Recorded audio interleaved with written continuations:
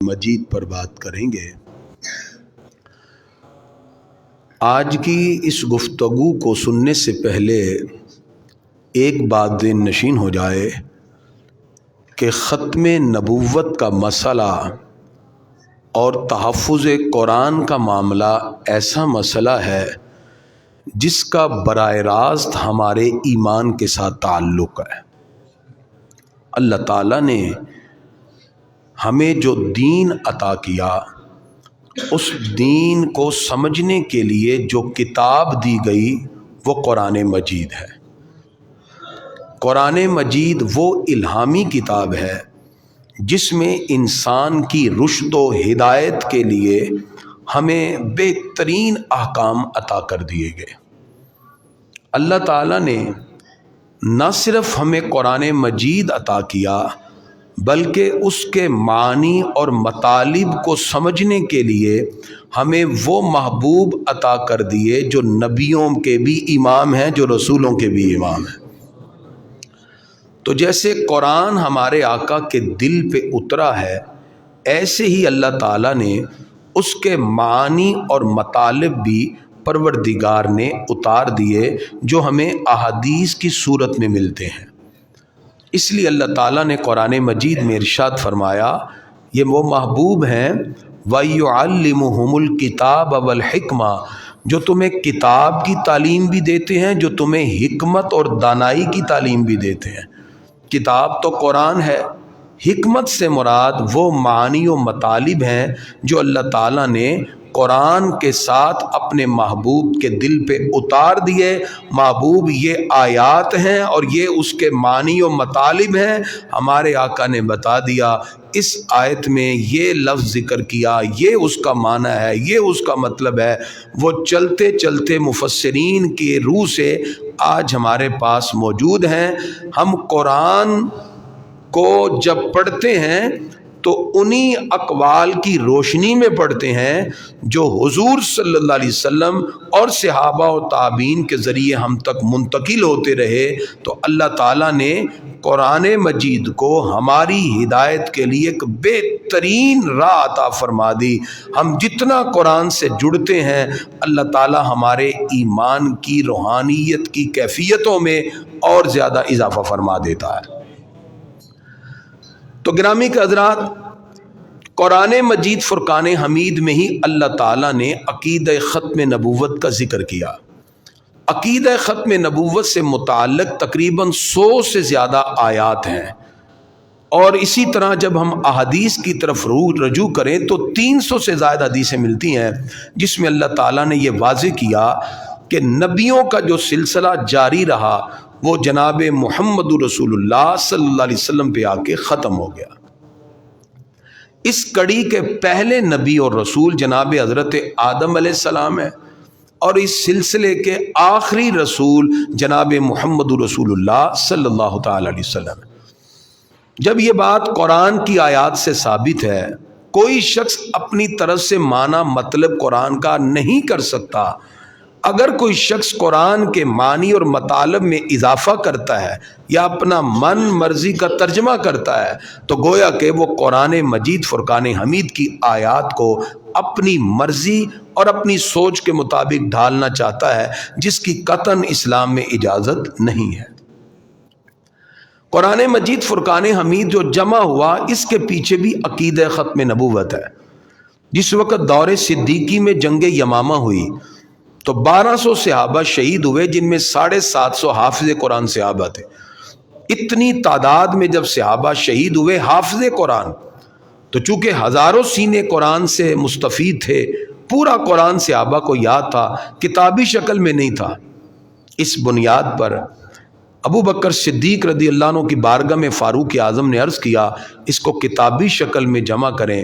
پہلے آپ نے پس و پیش سے کام لیا، پھر آپ نے حکم دیا، زید بن ثابت کی سربراہی میں یہ سارا کام ہوا، اور اس طرح کتابی شکل میں پہلا قرآن کتابی صورت میں آ گیا۔ دور فاروقی میں بھی ایسے رہا۔ دور عثمانی میں جا کے قرآن پڑھنے کے انداز جدا ہو گئے، کیونکہ اسلام 44 لاکھ مربع میل سے زیادہ پھیل چکا تھا۔ لوگ اپنی اپنی قرات میں قرآن پڑھنے لگے۔ کسی نے پڑھا ون نجمی اذا ہوا، کسی نے پڑھا ون نجمی اذا ہوے، کسی نے پڑھا ون نجمی اذا ہوی، کیونکہ عربی بولنے کے ڈیفرنٹ سٹائل تھے.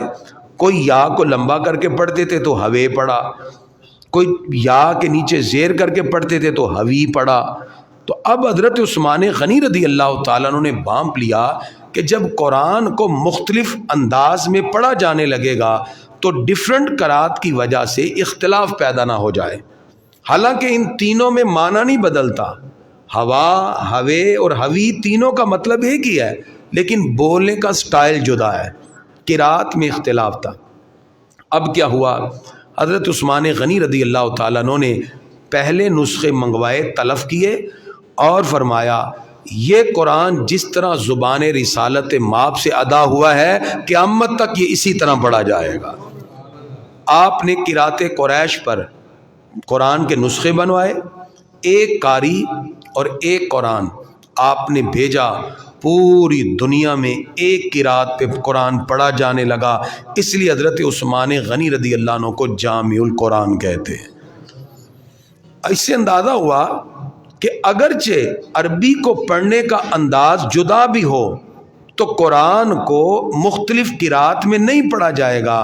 تو اگر کوئی قرآن کا مطلب ہی اپنا بنا لے تو کیا ایسے شخص کو قرآن کی تفسیر لوگوں کے سامنے پیش کرنے کی اجازت دی جائے گی؟ سوال ہی نہیں پیدا ہوتا. اس میں ذمہ داری ریاست کی ہے، اس میں ذمہ داری اداروں کی ہے. اب ایک شخص اس بر صغیر میں ایسا آیا، برطانوی سامراج کی مکمل سپورٹ تھی، اس نے نبوت کا اعلان کر دیا. اس نے جب نبی ہونے کا اعلان کیا، اس نے قرآن کی تفسیر اپنی مرضی سے لکھی. اس نے وَلَٰكِن رسول اللہ وخاتم النبیین، اس کے ترجمے میں اور اس کی تفسیر میں یہ لکھا کہ خاتم النبیین کا مطلب یہ ہے کہ خاتم کہتے ہیں مہر کو. حضور صلی اللہ علیہ وسلم کے پاس ایک مہر ہے، آپ جس کو لگا دیں وہ نبی بن جاتا ہے، لہذا مجھے انہوں نے مہر لگا دی، میں بھی نبی بن گیا. نعوذ باللہ، یہ اس کا مطلب لے لیا اس نے. اور قرآن کی جو سورہ البقرہ کی ابتدائی آیات ہیں اس میں بھی اس نے اپنا مطلب نکالا. مطلب اللہ تعالیٰ نے متقین کی صفات بیان کی. متقین کون ہیں؟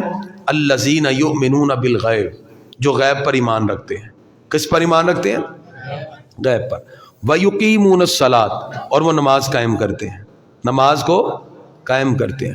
وَمِمَّا رَزَقْنَاهُمْ يُنْفِقُونَ، اور ہمارے دیے ہوئے میں سے راہ خدا میں خرچ کرتے ہیں. وَالَّذِينَ يُؤْمِنُونَ بِمَا أُنزِلَ إِلَيْكَ وَمَا أُنزِلَ مِن قَبْلِكَ، جو آپ پہ اترا اس پر بھی ایمان رکھتے ہیں، جو آپ سے پہلے اترا اس پر بھی ایمان رکھتے ہیں. اور فرمایا وَبِالْآخِرَةِ هُمْ يُوقِنُونَ، اور وہ آخرت پر یقین رکھتے ہیں. سب کا اسی پر اتفاق ہے. لیکن وہ شخص جس نے اپنے آپ کو نبی کہا، اس نے اس کا ترجمہ کیا وَبِالْآخِرَةِ هُمْ يُوقِنُونَ، مومن وہ ہے جو آخری وحی جو مرزا غلام احمد قادیانی پر اتری ہے اس پر ایمان رکھتے ہیں. وَبِالْآخِرَةِ هُمْ يُوقِنُونَ کا ترجمہ نعوذ باللہ اس نے بدل دیا اور کہا جو آخری وحی اتری ہے، آخری وحی سے مراد وہ اپنا پیغام لیتا ہے کہ وہ مرزا قادیانی پر ایمان رکھتے ہیں. اصل میں 1974 کی جو تحریک چلی، اس کے اندر وہ خود اپنے ایسے معاملات کا خود اظہار کرتے تھے جس کی وجہ سے مسلمانوں نے یہ مسئلہ نیشنل اسمبلی تک پہنچایا. یہ بات ذہن میں رکھیے، نیشنل اسمبلی تک یہ بات کیوں پہنچی؟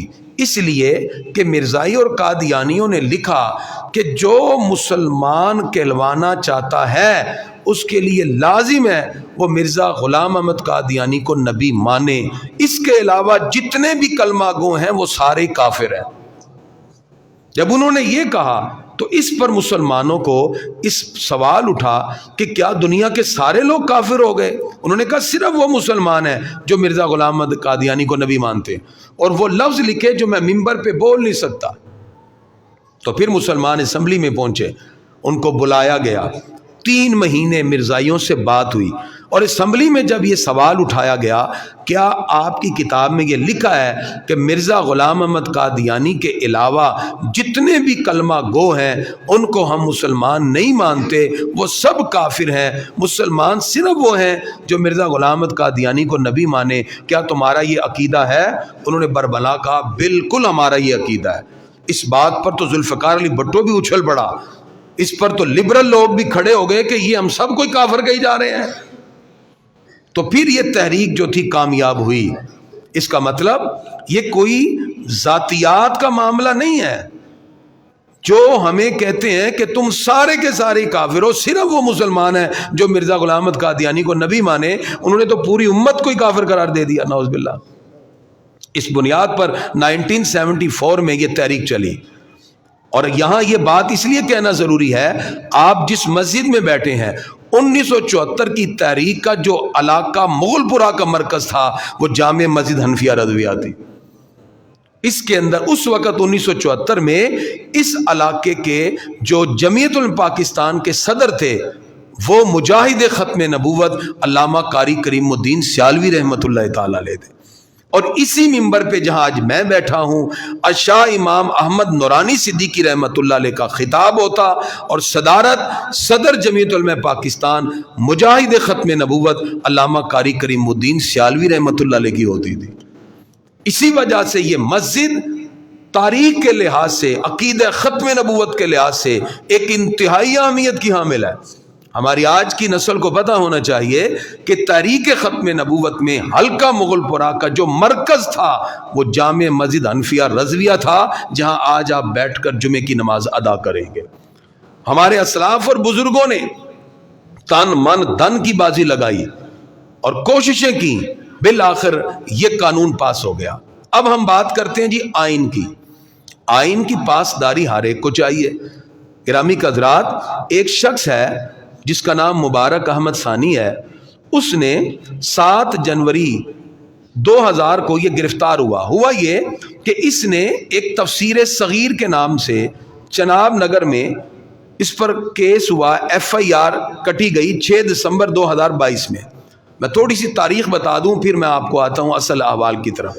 چناب نگر میں 6 دسمبر 2022 کو اس کے خلاف ایک FIR کٹتی ہے۔ FIR کے اندر اس پر 3 الزامات لگائے گئے۔ ایک تو پنجاب مقدس قرآن ایکٹ 2011، اس کے سیکشن 7 اور 9 کے الزامات اس پر لگے کہ کوئی شخص قرآن کی تفسیر اس طرح نہیں شائع کر سکتا۔ اور پاکستان کے پینل کوڈ میں 295B اور 298C یہ دفعات جو ہیں ان مقدمے میں شامل کی گئیں کہ اس نے یہ کام کیا ہے، اس نے تفسیر صغیر کو کھلے عام لوگوں میں بانٹا ہے۔ مقدمہ درج ہوا 6 دسمبر 2022 کو، گرفتاری ہوتی ہے 7 جنوری 2023 کو، اور سپریم کورٹ نے 6 فروری 2024 کو اس ملزم کو رہا کر دیا۔ اب جو رہا کیا، اس کے اندر سپریم کورٹ نے کیا کیا، توہین قرآن اور قادیانیت کی جو ترویج کا کیس تھا اس پر ضمانت پر تحریری فیصلہ جاری کیا۔ 5 صفحات پر مشتمل فیصلہ چیف جسٹس کی طرف سے جاری ہوتا ہے۔ اعلیٰ عدالت نے مقدمے سے توہین قرآن اور قادیانیت کی ترویج کی دفعہ کو حذف کرنے کا حکم دے دیا۔ اب جو دفعات آئینی طور پر ہیں، جو اس نے جرم آئینی طور پر کیا، اس جرم کو سمجھتے ہوئے چاہیے تھا کہ مسلمانوں کے اس عقیدے کا تحفظ کیا جاتا، لیکن ہمیں اعلیٰ عدالت سے یہ امید نہ تھی کہ ادارے جب ایسا کام کریں گے تو پھر یہ کیوں کہا جاتا ہے کہ عوام مشتعل ہو گئی۔ آپ دوسرا پہلو دیکھتے ہیں کہ فیصلے سڑکوں پہ ہونے لگے۔ جب ادارے اپنا کام سر انجام نہیں دیں گے تو عوام پھر سڑکوں پہ فیصلہ کرے گی، عوام مشتعل ہوگی۔ فیصلے میں یہ کہا گیا کہ FIR اور چالان میں ملزم پر دونوں جرائم کا ذکر نہیں۔ قرآن کریم میں نبی پاک صلی اللہ علیہ وسلم کو حکم دیا گیا صرف اللہ کا پیغام پہنچائیں، کسی کو اسلام قبول کرنے پر مجبور نہ کریں۔ فیصلے کے متن کے مطابق لکھا گیا کہ مذہبی آزادی اسلام کی بنیادی خصوصیات میں سے ہے۔ کیس سے منسلک افراد نے قرآن پاک سے رہنمائی نہیں لی۔ متعلقہ افراد کو جلدی تھی کہ قرآن کریم اور نبی پاک صلی اللہ علیہ وسلم کی توہین ہوئی۔ فیصلے میں کہا گیا کہ قرآن پاک میں اللہ نے فرمایا بے شک ہم نے یہ قرآن نازل کیا، ہم ہی اس کی حفاظت کریں گے۔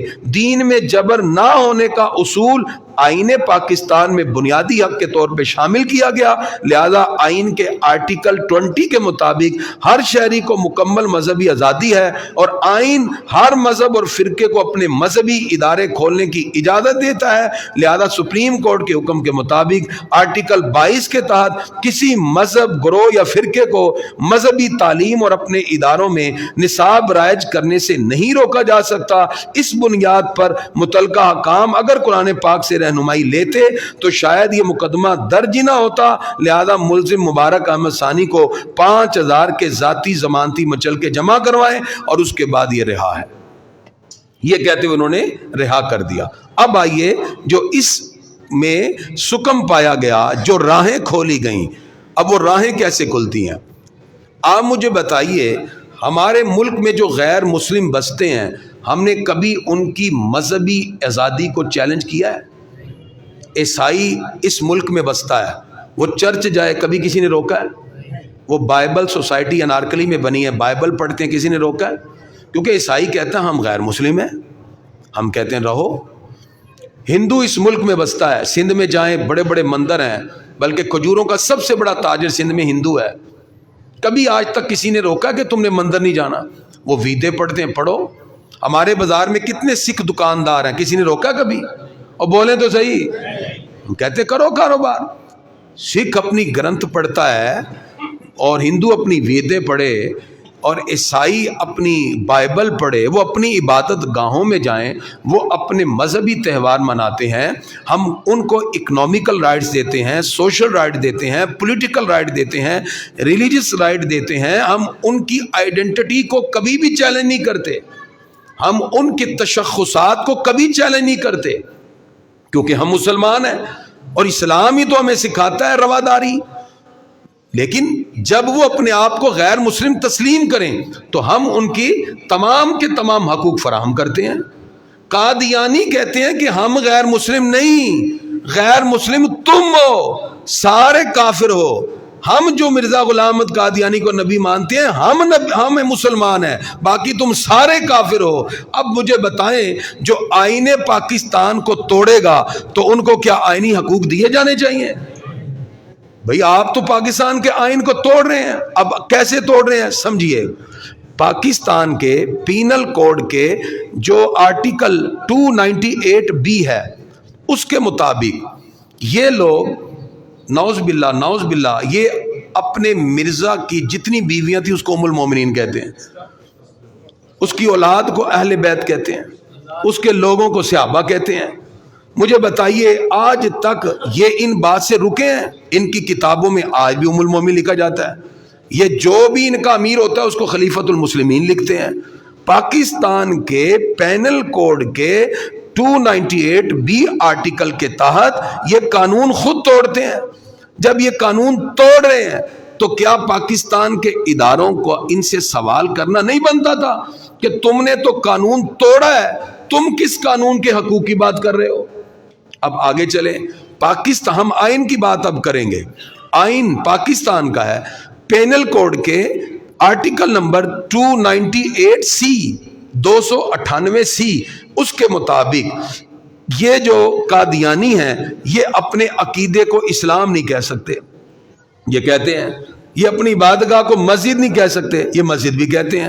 اور پھر یہ اپنے عقیدے کی تبلیغ نہیں کر سکتے۔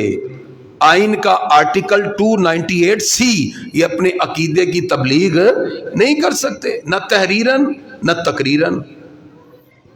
اب ہم آئین کی زبان سے بات کریں گے۔ جب آپ کہتے ہیں جی آئین میں یہ لکھا ہے کہ آئین کہتا ہے کہ ہر غیر مسلم کو جینے کا حق ہے، وہ اپنے معاملے کو جس طرح چاہے سر انجام دے، تو وہ تو غیر مسلم کے لیے ہے اور یہ تو مرتد ہیں۔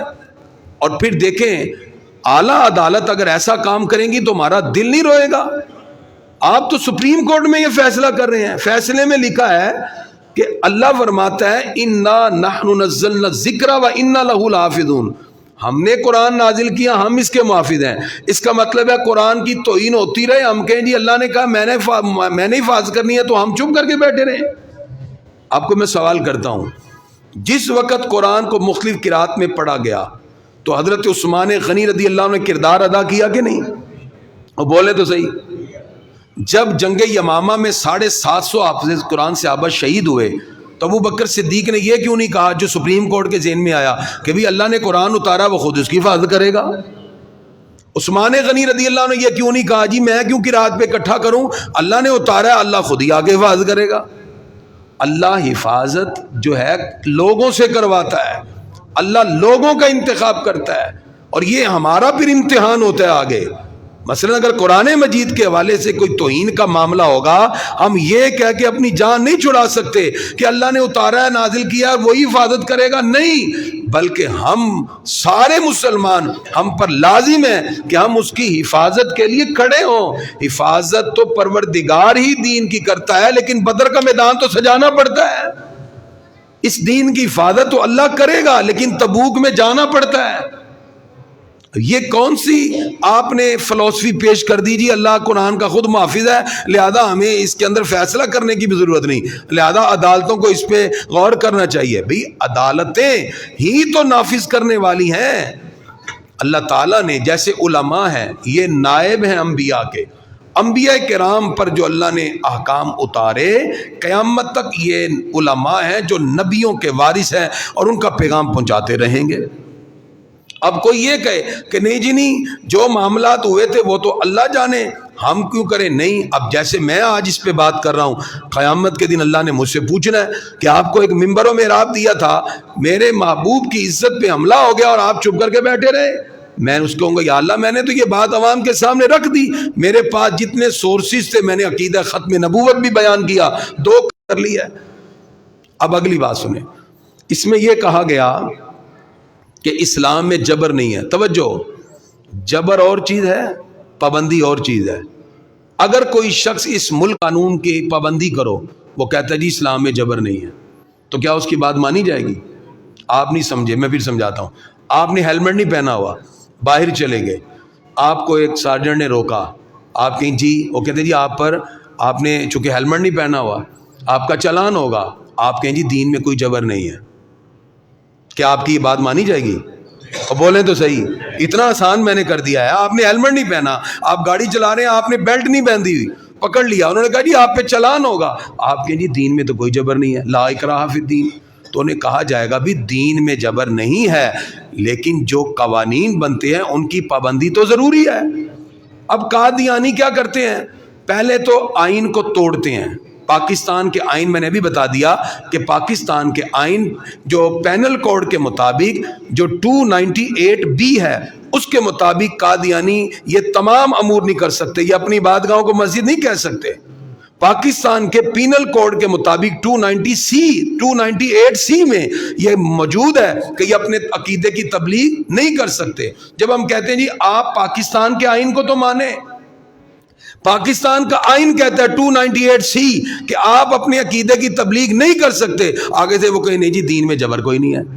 ہم کہتے نہیں, آپ آئین کے اندر رہے, ہم جبر نہیں کر رہے, ہم پابندی کروا رہے ہیں. کیا کروا رہے ہیں جی؟ پابندی کروانا اور چیز ہے, جبر اور ہے. دیکھیں پاکستان جب سے بنا ہے, میں پوری ذمہ داری سے ممبر پہ بیٹھ کے بات کر رہا ہوں, اس لیے کہ ہم ایک ایک جملہ بڑی احتیاط سے بولتے ہیں. ہم نے اللہ کی بارگاہ میں ایک ایک جملے کا جواب دینا ہے قیامت کے دن. دور سے سنیے گا, جب سے یہ پاکستان بنا ہے مجھے ایک بندہ دکھاؤ جس کو جبرن کلمہ پڑھایا ہو. کیا جبرن کوئی مسلمان ہو سکتا ہے؟ کیوں؟ ایمان کے لیے 2 چیزیں شرط ہیں, اقرار باللسان, تصدیق بالقلب. زبان سے اقرار کرنا اور دل سے تصدیق کرنا. آپ پسٹل رکھ کے کہیں پڑھ لا الہ الا اللہ محمد رسول اللہ, وہ پڑھ لے گا, مسلمان ہو گیا. کیونکہ اسلام کے لیے تو 2 چیزیں ہیں, اقرار باللسان, تصدیق بالقلب. زبان سے اقرار کرنا اور دل سے, جب وہ دل سے مانے گا نہیں وہ مسلمان ہی نہیں ہو سکتا.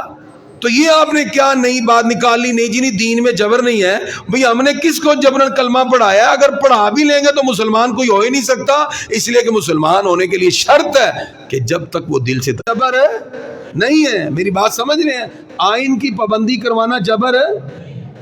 اگر یہ لکھ دیا جائے کل سے جو بغیر ہیلمٹ کے باہر آئے گا ہم سب کو پکڑ کے اندر کر دیں گے، آپ کہیں جی لا اکراہ فی الدین، دین میں جبر نہیں ہے، وہ کہیں گے ہم آپ کو قانون کی پابندی کروا رہے ہیں، اور پابندی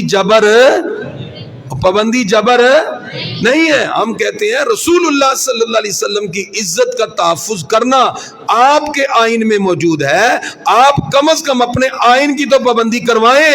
آپ کے آئین میں پینل کوڈ میں 292-98C میں لکھا ہے کہ وہ اپنے عقیدے کی تبلیغ تحریراً تصنیفاً نہیں کر سکتے، تو جو آئین کی پابندی کروائے گا تو یہ آپ پابندی کروا رہے ہیں کہ آپ جبر کروا رہے ہیں؟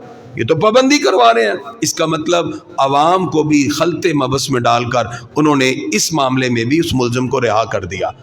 اب گرامی کے حضرات دیکھیے، جو قادیانی ہیں یہ اپنے آپ کو مسلمان کہتے ہیں، اور یاد رکھیے گا جب وہ اپنے آپ کو مسلمان ڈکلیئر کرتے ہیں تو دنیا کے سارے لوگوں کو کافر قرار دیتے ہیں، اور اس وقت اس قانون میں اگر آپ پاکستان کے لا کو پڑھیں لکھا ہوا ہے سبجیکٹ ٹو دی لا، یہ ساری باتیں قانون کے تابع ہیں۔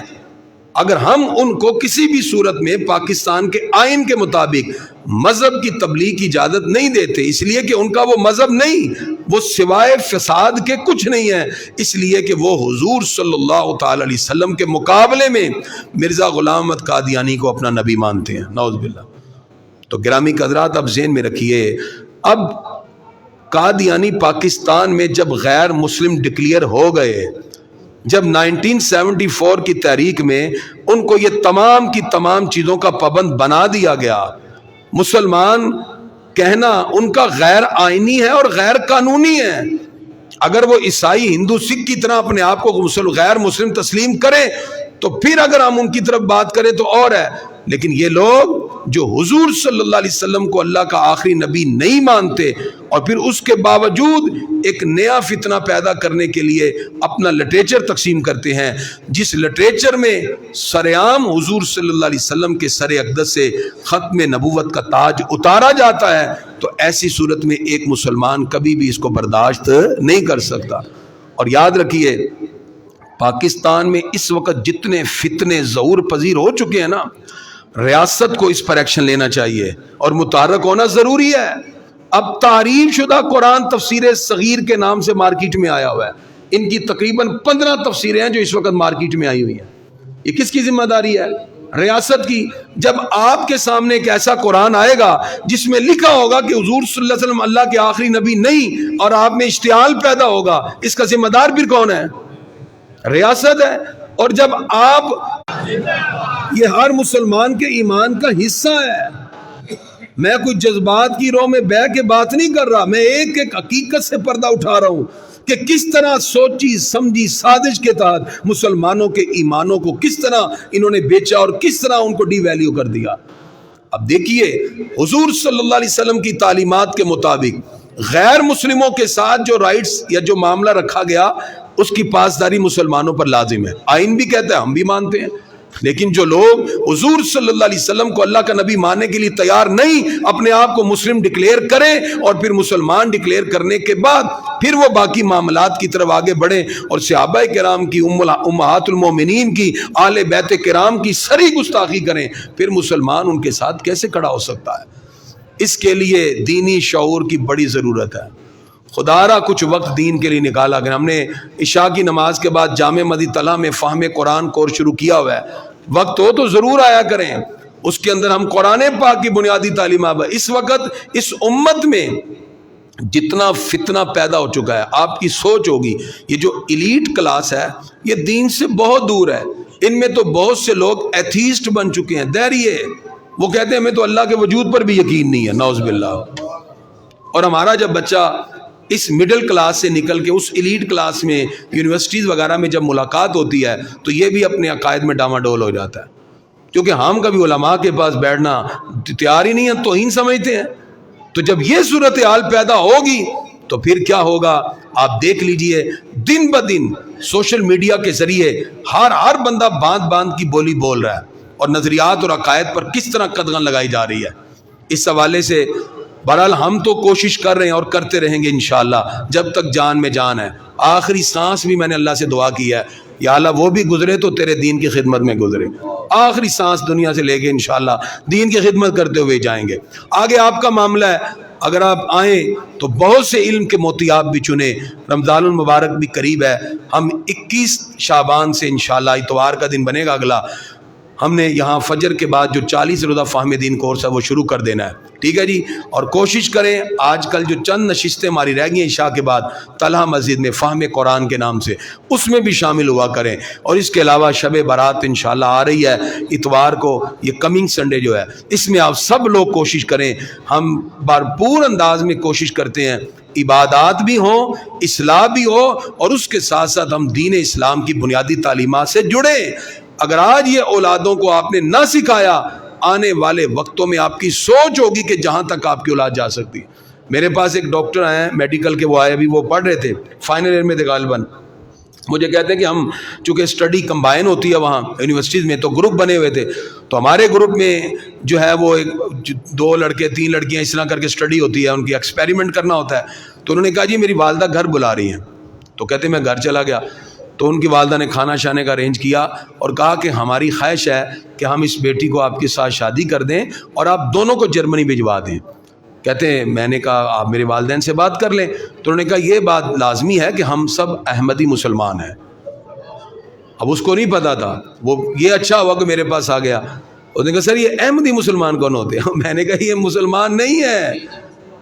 اب دیکھیے اس انداز میں، یہ میں آپ کو آپ کے علاقے کی بات سنا رہا ہوں، اس کے علاوہ اور بھی بہت سے معاملات ہیں جو پس پردہ آپ کبھی بیٹھے تو ہم آپ کو بتائیں کس طرح یہ لوگ ہمارے ایمان کو لوٹتے ہیں، لیکن اس کے لیے تربیت کی ضرورت ہے، اور وہ تمام کے تمام لوگ، آپ بھی، آپ کی اولادیں بھی کم از کم عقیدہ ختم نبوت تو سمجھیں کہ حضور صلی اللہ علیہ وسلم اللہ کے آخری نبی ہیں۔